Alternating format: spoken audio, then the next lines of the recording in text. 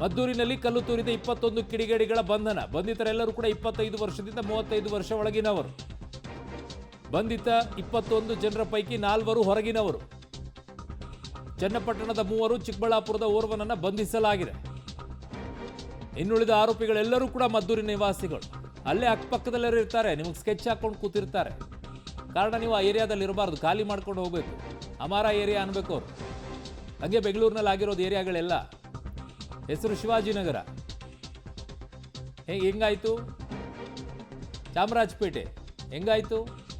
R K Hegde ನಗರ ಏನಾಯ್ತು? ತಣಿಸಂದ್ರ ಏನಾಯ್ತು? ಎಷ್ಟು ಏರಿಯಾಗಳು ಬೇಕು? ಬರೀ ಬೆಂಗಳೂರದಷ್ಟೇ ಅಲ್ಲ, ನಿಮ್ಮ ಜಿಲ್ಲೆಗಳದ್ದು ನೀವು ನೋಡ್ಕೊಳ್ಳಿ ಹೆಂಗಾಗಿರುತ್ತೆ. ಆ ಏರಿಯಾಗಳಲ್ಲಿ ಹಿಂದೂಗಳಿದ್ಬಿಟ್ರೆ ಅವ್ರನ್ನ ಖಾಲಿ ಮಾಡಿಸ್ತಾ ಇರಬೇಕು. ಈ ರೀತಿಯಾಗಿ ಅವಾಗವಾಗ ತೆಗೆಸ್ತಾ ಇರಬೇಕು. KG ಹಳ್ಳಿ, DG ಹಳ್ಳಿ ಅಲ್ಲೂ ಏನಾಯಿತು? ಜನರು ಹಂಗೆ ಗಲಾಟೆ ಮಾಡಿಸ್ಬೇಕು. ಈ ಏರಿಯಾದಲ್ಲಿ ಬರೀ ಗಲಾಟೆ ಆಗ್ತಿದೆ ಅಂತಪ್ಪ ಹಿಂದೂಗಳ ಆಚೆ ಮನೆ ಬಿಟ್ಟು ಹೋಗ್ತಾ ಇರ್ತಾರೆ, ಆ ಮನೆಯನ್ನು ಮಾರ್ತಾರೆ. ಅವರೇ ತಗೊಳ್ಬೇಕು, ಅವ್ರದ್ದೇ ಏರಿಯಾ ಆಗಬೇಕು.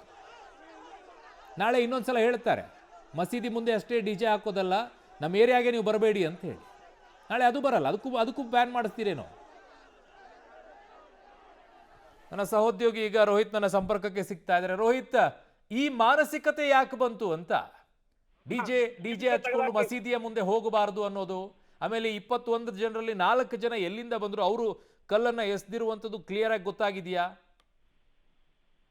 ಅರುಣ್, CC ಕ್ಯಾಮೆರಾದ ಆಧಾರದ ಮೇಲೆ ಇಟ್ಕೊಂಡು ಇದೀಗ ಕಂಪ್ಲೀಟ್ ಆಗಿ ಏನ್ ಬದನೆ 21 ಜನ ಮಾಡಿದ್ದಾರೆ. 21 ಜನ ಏನೇ ಇದ್ದಾರೆ ಅವರೆಲ್ಲರೂ ಕೂಡ ಈ ಕೃತ್ಯದಲ್ಲಿ ಭಾಗಿಯಾಗಿದ್ದಾರೆ ಅಂತೇಳಿ ಕೂಡ ಪೊಲೀಸ್ ಮೂಲಗಳು ಹೇಳ್ತಾ ಇದೆ. ಅಂದ್ರೆ ಸ್ಟ್ರಾಂಗ್ ಸೋರ್ಸ್ ಮೂಲಕವಾಗಿ ಅವರನ್ನು ಅರೆಸ್ಟ್ ಮಾಡಿರುವಂತದ್ದು. ಜೊತೆಗೆ 3 ಜನ ಚನ್ನಪಟ್ಟಣದ ಮೂಲದವರು ಬಂದಿದ್ದಾರೆ ಅಂತೇಳಿ ಕೂಡ ಕನ್ಫರ್ಮ್ ಆಗಿ ಹೇಳಿರುವಂತದ್ದು.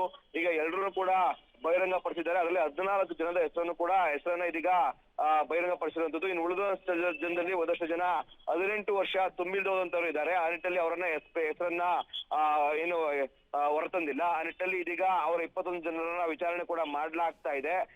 ಇದರ ಜೊತೆಗೆ ಇನ್ನೊಂದಷ್ಟು ಜನರನ್ನ ಬಂಧನ ಮಾಡುವಂತ ಸಾಧ್ಯತೆ ಕೂಡ ಇರುವಂತದ್ದು. ಅದೇ ನಿಟ್ಟಿನಲ್ಲಿ ಇದೀಗ ಪೊಲೀಸರು ಒಂದ್ ಕಡೆ ತನಿಖೆ ಮಾಡ್ತಾ ಇದ್ದಾರೆ, ಇನ್ನೊಂದು ಕಡೆ ಏನು ಈ ಒಂದು ಪ್ರತಿಭಟನೆ ಮಾಡ್ತಾ ಇದ್ದಾರೆ ಅದನ್ನ ಕಂಟ್ರೋಲ್ಗೆ ತೆಗೆದುಕೊಳ್ಳುವಂತ ಸ್ಥಿತಿ ಕೂಡ ಪೊಲೀಸರು ಇದ್ದಾರೆ. ಸದ್ಯ ಇದೀಗ ಸಂಪೂರ್ಣವಾಗಿ ಏನು ಮದ್ದೂರು ಪಟ್ಟಣದಲ್ಲಿ ಈ ಒಂದು ಏನು ಬೆಳಗ್ಗೆಯಿಂದ ನಡೆದಂತ ಪ್ರತಿಭಟನೆಯ ಮೆರವಣಿಗೆಯ ಒಂದು ಆಕ್ರೋಶದ ಏನಿತ್ತು ಅದೆಲ್ಲವನ್ನೂ ಕೂಡ ಹತೋಟಿಗೆ ಪೊಲೀಸರು ತೆಗೆದುಕೊಂಡಿದ್ದಾರೆ. ಸದ್ಯ ಇದೀಗ ಪ್ರತಿಭಟನಾಕಾರರೆಲ್ಲರೂ ಕೂಡ ಡಿಸ್ಪೋಚ್ ಆಗ್ತಾ ಇದ್ದಾರೆ. ನಾಳೆ ಮತ್ತೆ ಮದ್ದೂರು ಪಟ್ಟಣಕ್ಕೆ ಬಂದ್ಗೆ ಕರೆ ನೀಡಿರುವಂತದ್ದು. ಈ ನಿಟ್ಟಿನಲ್ಲಿ ನಾಳೆಯೂ ಕೂಡ ಬೃಹತ್ ಪ್ರತಿಭಟನೆ ನಡೆಯುವಂತ ಸಾಧ್ಯತೆ ಇದೆ. ಈ ನಿಟ್ಟಿನಲ್ಲಿ ಮುನ್ನೆಚ್ಚರಿಕೆ ಕ್ರಮವಾಗಿ ಇವತ್ತು ನಿಷೇಧಾಜ್ಞೆಯನ್ನು ಜಾರಿ ಮಾಡಿದ್ರು, ಅದನ್ನ ನಾಳೆಗೂ ಕೂಡ ಕಂಟಿನ್ಯೂ ಮಾಡುವಂತ ಸಾಧ್ಯತೆ ಇರುವಂತದ್ದು. ಇದರ ಜೊತೆಗೆ ಬುಧವಾರ ಸಾಮೂಹಿಕ ಗಣಪತಿಯ ವಿಸರ್ಜನೆಯನ್ನು ಕೂಡ ಮಾಡಲಿದ್ದಾರೆ. ಆ ಒಂದು ಸಾಮೂಹಿಕ ಗಣಪತಿ ವಿಸರ್ಜನೆಗೆ ಬಿಜೆಪಿ ರಾಜ್ಯಾಧ್ಯಕ್ಷರು ಕೂಡ ಈ ಒಂದು ಕಾರ್ಯಕ್ರಮಕ್ಕೆ ಬರಲಿದ್ದಾರೆ. ಜೊತೆಗೆ JDS ನಾಯಕರು ಮತ್ತೆ ಹಿಂದೂ ಪರ ಸಂಘಟನೆಯ ನಾಯಕರುಗಳು ಕೂಡ ಬರುವಂತಹ ಸಾಧ್ಯತೆ ಇದೆ. ಈ ಮೂಲಕವಾಗಿ ಈ ಒಂದು ಕಲ್ಲು ತೂರಾಟದ ಗಲಭೆ ಏನಿದೆ ಅದನ್ನ 3 ದಿನಗಳ ಕಾಲವಾಗಿ ಪ್ರತಿಭಟನೆ ಮಾಡುವ ಮೂಲಕವಾಗಿ ಆಕ್ರೋಶ ವ್ಯಕ್ತಪಡಿಸುವ ನಿಟ್ಟಿನಲ್ಲಿ ಕೂಡ ಹಿಂದೂ ಪರ ಸಂಘಟನೆಗಳು, ಬಿಜೆಪಿ ಮತ್ತು JDS ಈ ರೀತಿಯಾಗಿ ಪ್ಲಾನ್ ಮಾಡ್ಕೊಂತ ಹೋಗಿರುವಂತದ್ದು. ಓಕೆ, ಹಾಗೆ ಸಂಪರ್ಕದಲ್ಲಿ ರೋಹಿತ್, ವಾಪಸ್ ಬರ್ತೀನಿ ನಿಮ್ಮ ಹತ್ರ.